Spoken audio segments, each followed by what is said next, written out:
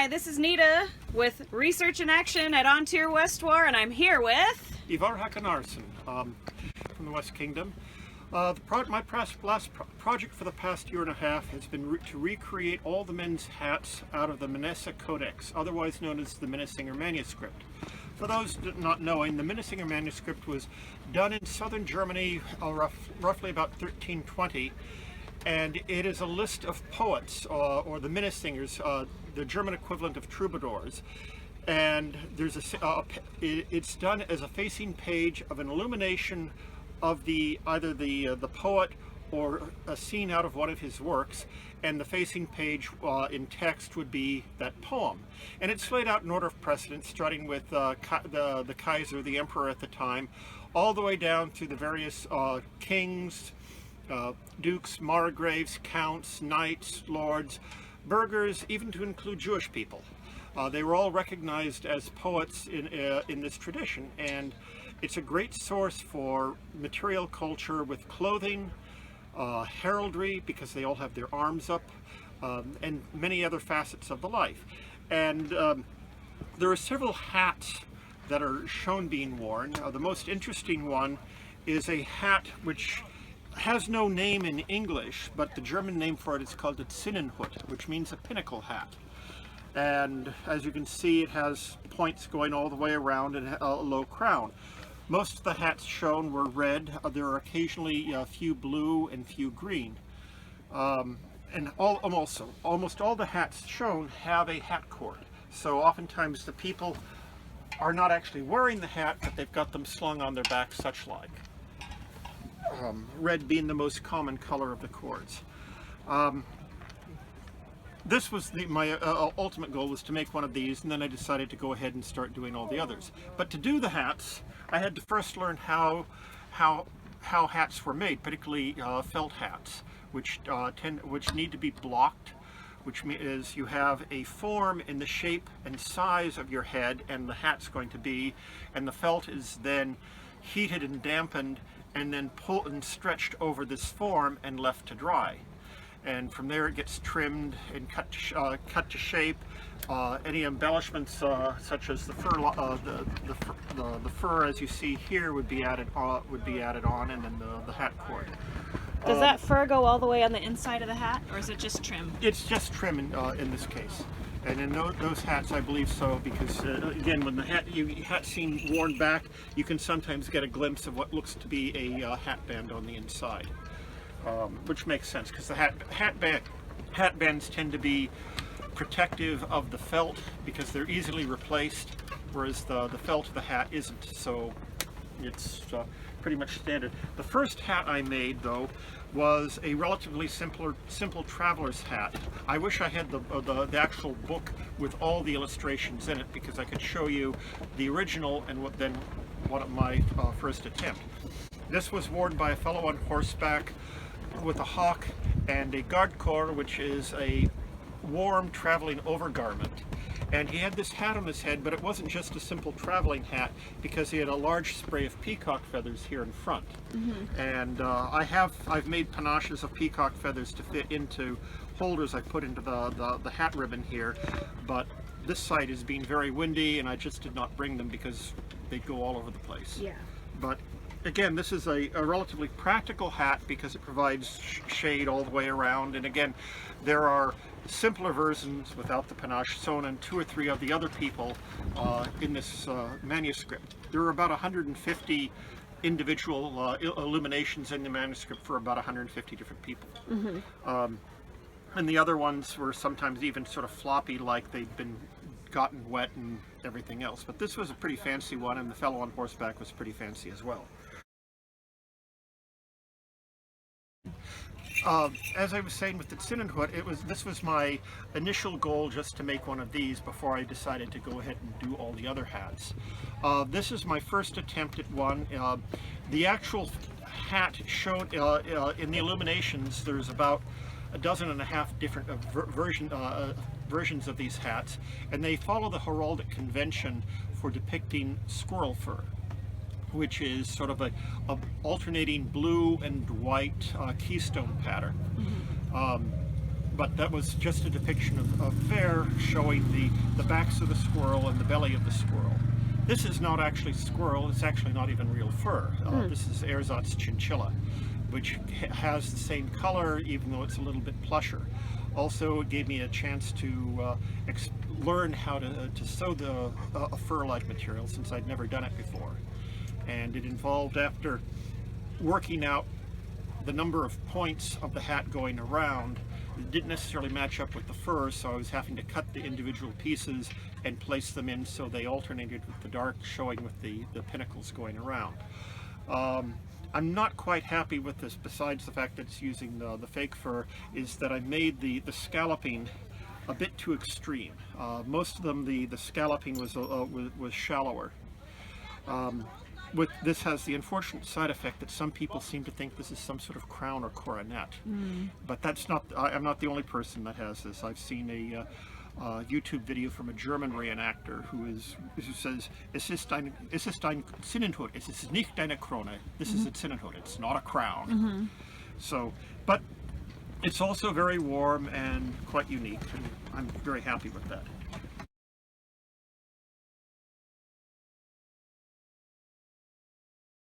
The next hat I made is a version of what's called a bicocket most commonly, and this is usually a hunting hat. All the scenes in the Minnesinger manuscript where there's individuals wearing this style of hat are engaged in some sort of hunting activity, whether it's hawking or hunting from horseback or on foot with a crossbow. In this particular hat, is usually seen with a very high rounded crown such as this, which is not usual for the usual bicockets that are seen. So this involved making a form that was a little more extreme, took some time to work out. In this case, I was actually able to find some real vair from an old coat my wife saw on eBay, and I was cut it up so you can see the alternating back and belly patterns of the fur of how the actual one was. Squirrel was probably the most popular fur in the 13th and 14th century for lining garments. It's still used today, though it's not common in U.S. use. It's much more common in Europe, where it tends to be called Siberian squirrel or Russian squirrel. So as you can see, this hat fits on here, and it provides you some shade for looking out, not so much in the back, but it's streamlined for cutting through brush and everything, in which a broad-brimmed hat might get in the way. Now, for making the blocks, modern hat blocking for blocking felt hats tend to be made out of beechwood and are very expensive, anywhere from $300 to $600 a piece, and you need a separate block for each hat size and hat shape. That would be inordinately expensive. However, looking around online and seeing what other people have done, the method I found was getting rigid foam insulation, which you can get in 2x2 sheets. The most common kite you find in the US is pink, because of the company that makes it. And you need a spray adhesive, which is sort of nasty, so you also need the respirator to wear if you're going to use the adhesive. But cutting out a blank that is your actual hat size, and then laminating them together and then carving them down to shape. What I've told people in teaching class how to do this: get them in a little envelope first, open it up, cut a small oval, increase the size of that oval so it actually sits on your head just above your ears to where the hat brim would be. And that becomes your master template for making all future hats, whatever shape they're going to be in. And then you just transfer that oval onto one of the pieces of rigid foam insulation. Use an old bread knife, something with serrations that you can then cut it out. And then as many as you need for whatever shape of your hat. This hat actually, I had to take that basic form and then extend it off with two or three laminations, and then to carve it down. So the hat block is actually this shape. And then once you've got it carved roughly to shape, first using the bread knife, then using a tool like a Sureform that is like a handheld rasp to grade it down, finishing it off with sandpaper, then a mixture of white glue and water spread over the whole thing, allowed to dry, sanded it again, and you get a nice smooth surface there for blocking your hat. Some of the things you can do and are done in the manuscript, because you can see they don't have a fur here, but the upturned brim shows a different color, which means they've taken two felt cones and blocked them together, so that, you know, when they get turned in, when the brim gets turned up, you get the contrasting color of the one that's put onto the inside. Felt comes in two different materials and in two different shapes. The less expensive and easier to find are wool felt, as opposed to fur felt. Fur felt tends to be made from rabbit fur. The more expensive ones you can find will possibly be nutria. Most of the beaver felts go into the Western hat trade. Most rabbit felt comes out of Czechoslovakia or the Czech Republic. But the two different shapes are what they call, that felt blanks come in, are what they call cones, which are basically a droop round top cone shape. All of these hats that I've made were made from that shape. The other one is called a capelin, which looks like a big floppy brimmed hat just as is, and they're used for making hats with big broad brims. I tried, because the extended front on this, the first time I made attempted to make the bicock, I used a capelin, which just did not work, because to get this, pulling this out the shape, it would not shape to this, because it was already pre-shaped with a brim that didn't work out.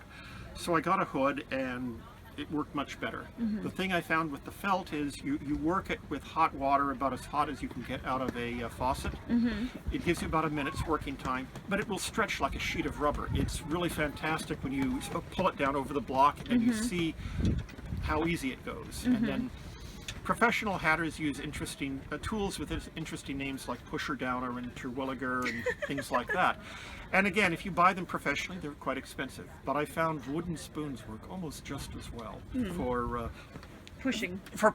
For you've pulled the felt down, and then you try to turn it up, but you have to push it down to keep the stretch and pull it around. But it's also a very forgiving material, so if it stops not working very well, you can just re-soak it again and, you know, try again. It's been fun. So, who's your inspiration in the society? Oh, well, I'd probably have to say Mistress Tanguistel in the West Kingdom. We were in college together when the local group started up there, and over the years she's put her hand to many different arts, and it was always just nothing ever formal. It was just in the background saying, that's neat, and it just sits in the back of my mind and percolating, and then sometimes years later I'll put my hand to it. But I would have to say she was probably the inspiration for a lot of the work I've done, though I'm nowhere near as good as she is. Well, thank you for letting me interview you. Again, this has been Nita with Research in Action at Ontario West War, and we've been learning about some hats.